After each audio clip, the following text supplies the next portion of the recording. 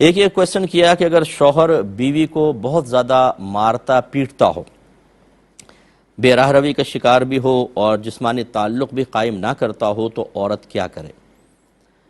دیکھیں، سب سے پہلے تو اس کے اسباب دیکھے جاتے ہیں کہ کیا اس میں کیا عورت کا قصور ہے۔ اگر عورت اس قسم کی ہو کہ وہ شوہر کو غصہ دلاتی ہے، شوہر اسی لیے بے رغبت ہوا کہ وہ شوہر کو حق ادا نہیں کرنے دیتی تھی، دور رہتی تھی، اب شوہر بگڑ گیا تو وہ کہہ رہی ہے کہ دیکھیں شوہر ایسا ہو گیا،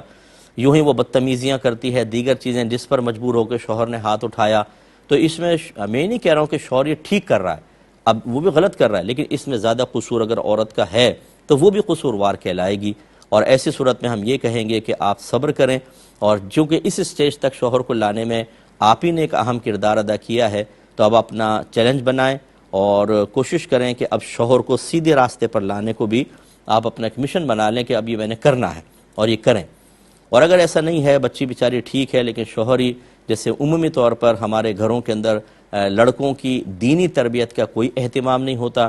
ہم انہیں تھوڑا سا دین سکھا دیتے ہیں اور باقی جو ہمارے خاندانی اونچ نیچ اٹھنا بیٹھنا ہوتا ہے وہ سکھاتے ہیں، اور اس کے بعد یہ ہم غور ہی نہیں کرتے کہ اگر آج اس کی شادی کر دیں تو بیوی کے ساتھ کیسا رویہ رکھے گا، یہ غسیلہ ہے یا نہیں ہے، آوارہ گرد ہے یا نہیں ہے، زیادہ ٹائم بیوی کو صحیح مطلب جو اس کا حق ہے وہ ٹائم دے سکتا ہے نہیں دے سکتا، نان نفقہ پرووائڈ کر سکتا ہے کہ نہیں کر سکتا، بس نکاح کر دو ٹھیک ہو جائے گا۔ وہ نکاح کر دیتے ہیں، اب وہ ایک دوسرے کی بچی کی زندگی برباد اور حرام کر دی جاتی ہے۔ اگر ایسی صورتحال ہے تو پھر دو چیزیں ہیں کہ پہلی بات تو یہ کہ ہم بہن سے کہیں گے اگر آپ کو آگے چل کر امید ہے کہ یہ کبھی صحیح ہو سکتا ہے، آپ صبر و تحمل کریں تو بہت ہی بیسٹ ہے، اللہ تعالیٰ اس کا اچھا اجر دیتا ہے، جب بچیاں صبر کرتی ہیں تو اللہ تعالیٰ اس کا صبر کا پھل ہمیشہ میٹھا ہوتا ہے، اور اگر سمجھتی ہیں کہ ایسا نہیں ہوگا تو پھر دوسرا طریقہ اختیار کر سکتے ہیں، وہ میں عرض کرتا ہوں ایک مختصر بریک کے بعد۔ بسم اللہ الرحمن الرحیم۔ جو کویسچن چل رہا تھا کہ اگر بچی ایسی نہیں ہے کہ اس نے شوہر کو اس غلط راستے تک لانے میں کوئی کردار ادا کیا ہو، شوہر خود ہی خراب ہے، اور جس کا میں نے عرض کیا کہ اکثر یہ ہمارے گھروں کے اندر تربیت کے فقدان کی وجہ سے اور دین کی تعلیم نہ ہونے کی وجہ سے ہوتا ہے، اور وہ شوہر مسلسل مار رہا ہے، پیٹ رہا ہے، دیگر معاملات ہیں، تو لڑکی کو حق حاصل ہے کہ وہ پہلے تو بڑوں کو ڈالیں بیچ میں، اگر بڑوں کی بات مان کر راہ راست پر آ جاتا ہے تو ٹھیک، اگر نہیں ہوتا تو ایسی صورت میں جب تسلسل سے ظلم ہو رہا ہو عورت کے اوپر، اس ظلم سے بچانے کے لیے مشورہ دیا جا سکتا ہے کہ آپ کورٹ سے خلا لے لیں۔ اگر شوہر راضی نہیں بھی ہوتا، ون سائیڈڈ فسخ خلا اس صورت میں ہے اس کی اجازت دی جائے گی کہ جب مسلسل شوہر کی طرف سے ظلم و ستم ہو رہا ہو، مارنا پیٹنا، نان نفقہ دے نہیں رہا، جسمانی تعلق قائم نہیں کر رہا، تو اس ظلم مسلسل سے عورت کو بچانے کے لیے بالکل اس کی اجازت دی جا سکتی ہے۔ بعض لوگ اس پر مطلب ہمارے جو احناف ہیں، چونکہ فقہ حنفی میں دو وجوہات کی بنا پر ہی شوہر کی غیبت میں یا غیر موجودگی میں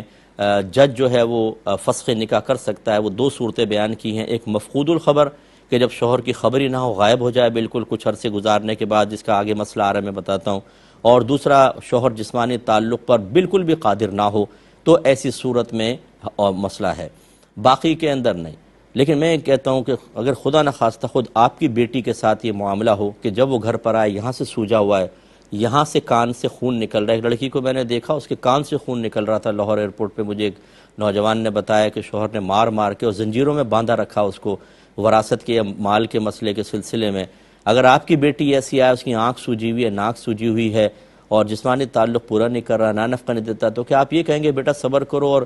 تسلسل مر جاؤ، پٹ جاؤ، تمہارے دانت توڑ دے، تمہاری آنکھیں پھوڑ دے، تم ایسی کرتی رہو؟ کیونکہ ہمارے مذہب میں اجازت نہیں ہے، بالکل اجازت ہے ہمارے مذہب کے اندر کہ ضرر مسلسل سے بچی کو بچانے کے لیے ایسا کریں۔ ہاں ہم یہ ضرور کہتے ہیں